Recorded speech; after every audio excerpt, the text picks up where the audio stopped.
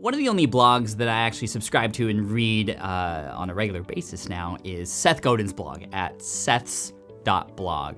And I'll link to it below, and in particular, I wanna link to this one specific article that I read that was titled, "Podcasting is the New Blogging." Now, what I love about Seth Godin's blog is that, well, first of all, he's a marketing genius. I love him, but also a lot of his blog posts are very short and to the point. So I'm actually gonna read for you the top section of this blog post because it does relate to podcasting, and I love what he says here. Podcasting is the new blogging, not as a way to make big dollars. Blogging didn't do that either, but as a way to share your ideas, to lead your community, to earn trust. Podcasting is a proven technology that is still in its infancy. It's an open mic, a chance for people with something to say to find a few people, or perhaps more than a few people, who'd like to hear them say it. And podcasting is the generous act of showing up, earning trust and authority because you care enough to raise your hand and speak up, or raise your voice and speak up. Seth's stuff is amazing. I highly recommend you subscribe to his blog and his podcast, Akimbo, and everything else that he has going on. What I love about what he says here is it's very simply what I've realized about podcasting as well, is that it allows you to grow a community, to stand up as the leader of your people and your tribe, and to show up for them. So obviously, when people ask me, Pat, like, what should I do? How do I gain exposure? How do I build my community? How do I strengthen and scale my brand? I always recommend podcasting, and relative to creating videos like this, it's definitely a lot easier to set up, it's a lot easier to create, it's a lot easier to batch produce and those kinds of things, and the connections and the ability to interview people is a lot easier as well. Seth has a program to get started in podcasting. I obviously have my own courses as well, and there's several other people out there offering services to help people get started with a podcast, and I'll also link to my free podcasting tutorial you can find on YouTube here too. But I want to take this one step further because Seth said podcasting is the new blogging, and I definitely agree with that because blogging back in the day when it was starting was the way that we were getting our message out. Podcasting is the way, and with the ability, with the new tools that we have available to us and services, it is almost just as easy to start one now as well. All right, so check this out. Seth says, podcasting is the new blogging. Therefore, guest podcasting is the new guest blogging. So back when I was starting in business in 2008, guest blogging was like the way to get exposure, one of the best strategies to get in front of new audiences with a recommendation from the owner of that blog, of course. And as a result, a lot more traffic coming to your website and all is great. And I've noticed over the years that guest blogging has been like the thing to do, and then it kind of just dies out, and then it becomes a thing to do again, and it kind of dies out. And it is always something that's gonna be useful in your toolbox of ways to get more traffic to your site and exposure to your brand. But podcasting or guest podcasting is something that's gotten me really excited. It allows you to not just gain exposure in front of a new audience with the recommendation of the podcast host, of course, inviting you on the show, but it allows for that audience who is listening to hear your voice, to feel your emotion, to hear your story, which is exactly the perfect thing to do on a podcast. It's tell stories. And as a result, you're gonna get a deeper connection with that audience, and they're gonna be more likely to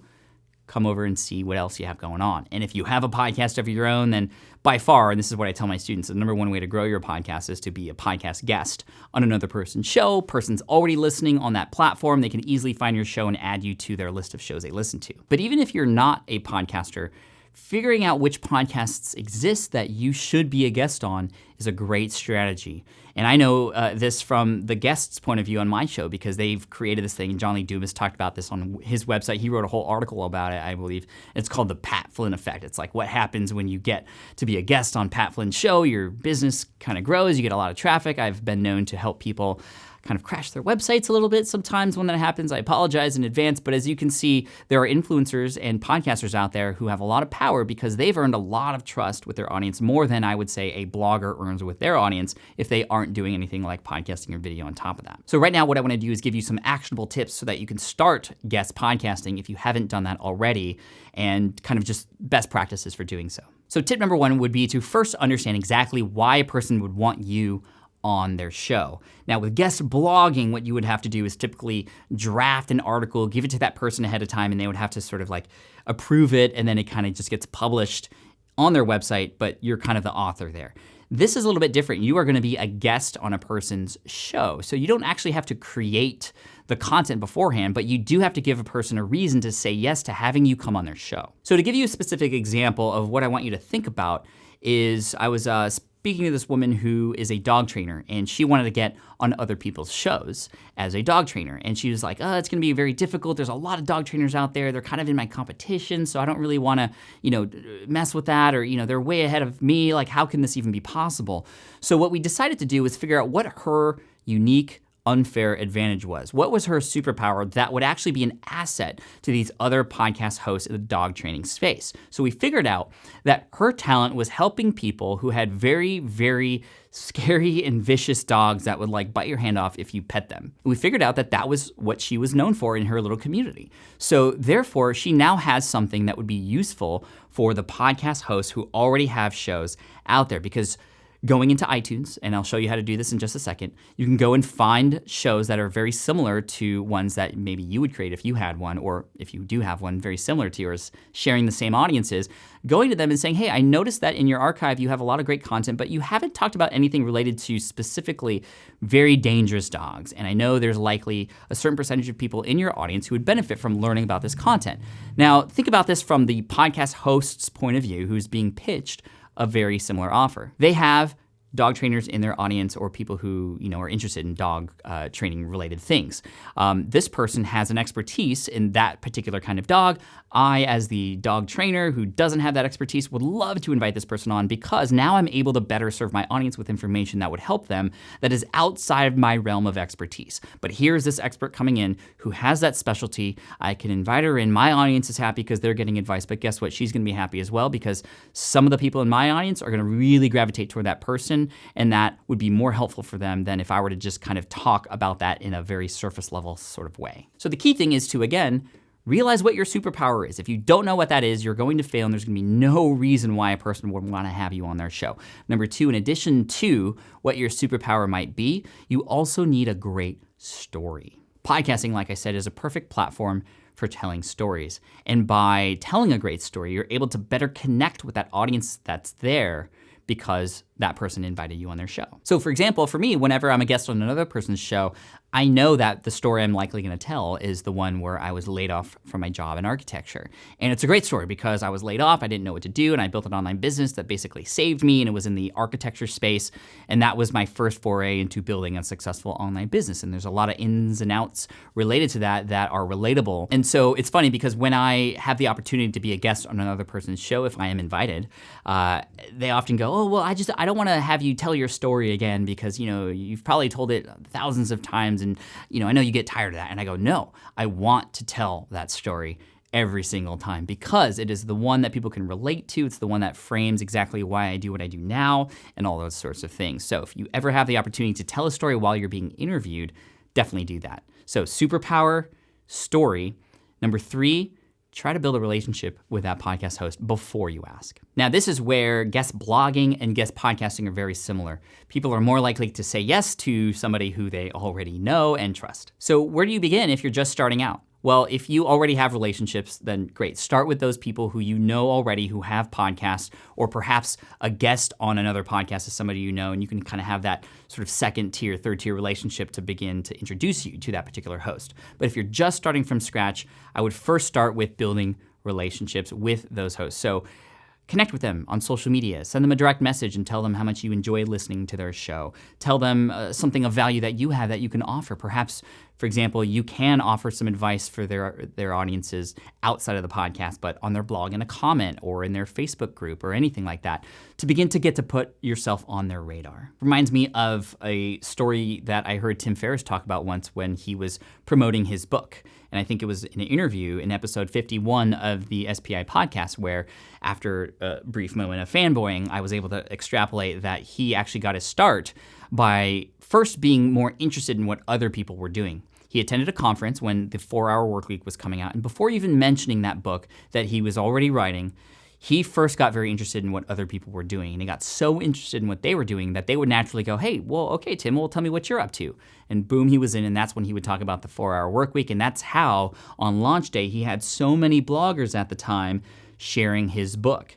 And now we have podcasting. You can do the very same thing. But again, like Tim, you don't start by just cold asking people to share your book or share your podcast or share your brand or community or whatever. You start by building that relationship. And oftentimes it happens with you getting interested in what they're doing first before then they can become interested in what you have to offer. So tip number 4 is when you are actually guest podcasting, when you are featured on that show, as you are recording, make sure, again, like I said, tell great stories, be yourself, and just have fun and have a conversation. And the more information that you could reveal, the more value you can offer, again, for that particular audience that you're speaking to, the better, which means you may have to do a little bit of research. Look into what articles they're already reading on that person's blog or what podcasts they're already listening to, and understand where the holes might be so you can fill in those holes and be seemingly very valuable to that audience. So it's going to take a little bit of time and research to understand, but it might be as simple as going into that person's archive who you're going to be a guest for and understanding, well, what else can you bring that nobody else has brought in yet? In addition to that, while recording, think about how you can offer that audience a small, quick win. This is something I often offer my students to do whenever they have a podcast or are doing anything, is how quickly can you get a person to have a result that they didn't have before? And if you are a guest on another person's show, this is a perfect opportunity to even teach something that would help them get a result almost immediately, that would help them go, wow, okay, well, this person's already getting results from me. I need to dive deeper into everything else they have to offer. And then number 5, you want to make sure that after the interview happens, that you obviously thank that person for having you on the show, perhaps even asking them like, hey, I loved doing this. I would love to do it again if there was an opportunity in the future, asking them to share it, and even you mentioning you're going to share it with their audience too, because you're offering more value to them by having them, realize that, wow, you're actually going to share this to your audience as well. And that way you're forming and building that relationship and making it even stronger so that you can have an amazing rapport over time. Also, even thinking about, okay, where would you want that audience to go? This kind of relates back to tip number 4, but anyway, making sure there's some sort of call to action on next steps. So if a person wants to get in contact with you, if you want to have a sort of consultation call, where should they go? What website should they go to? And even taking it one step further, because this is a great opportunity for you, not just saying, oh, go to my website and here's my homepage, but go to this landing page, which is a specific page on your website that is specific for that particular audience. And this is what really smart podcast guests do. They have a very specific link that is just for people who are listening on that particular episode. When you go to that page, it kind of continues that conversation because they've come from that podcast interview and now they're there and they see your face. They perhaps even see the podcast host there. Thank you for listening to my interview on this particular show. Here are the resources that we talked about. Here's some other helpful things for you. And by the way, here's my sign up for my email list, and here's my lead magnet. Here is how you can get a hold of me if you have any questions about, your dog or whatever. So continuing that conversation after the interview is over with people, and that means thinking about what the call to action is going to be during that interview, is a really important thing. But again, you're just trying to serve people and help people, and most importantly, realize that you have something to offer this particular podcast host, because the better information that you have for their audience, the better you're helping that person's brand too, and that way everybody can win. So Seth, thank you for mentioning that podcasting is the new blogging, because it definitely is. And podcast guesting or guest podcasting is definitely the next guest blogging. So I want you in the comment section below to tell me what your dream list would be of your top 3 podcasts that you'd love to be a guest on. And this way you can start to do a little bit of homework. And again, it's just as simple as going into iTunes, looking up podcasts that are related to your particular industry. Where does that target audience exist? And you can even go one step further and click on that link that says related shows. That means people who listen to that show also listen to these shows too. You might be able to find some new shows that you wouldn't have been able to find otherwise. You might be able to find some sort of auxiliary audiences that you didn't even think were in your realm as well. So just use those strategies to get started. And down below, put your top 3, your dream list of podcasts that you would love to be a guest on, and then go and try and make it happen. So thank you so much for listening. Team Flynn, you're amazing. Thank you so much. Leave a comment below. Tell me your dream list, and also make sure you subscribe if you haven't already. We got a lot of great content coming your way, and I just want to wish you all the best of luck with your guest podcasting journey. Team Flynn for the win.